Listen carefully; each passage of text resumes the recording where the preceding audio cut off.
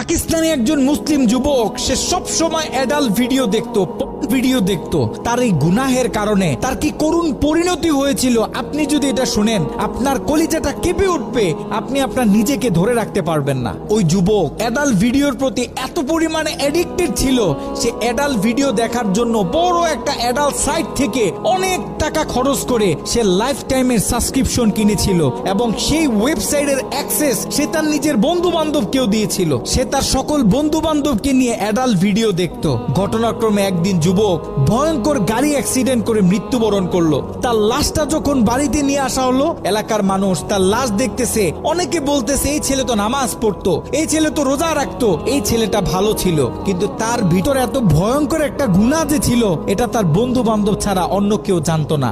সকলে মিলে তাকে দাফন করে যখন বাড়িতে চলে আসলো, ওই ছেলের মা গভীর রাত্রে মোনাজাতে আল্লাহর কাছে দোয়া করতে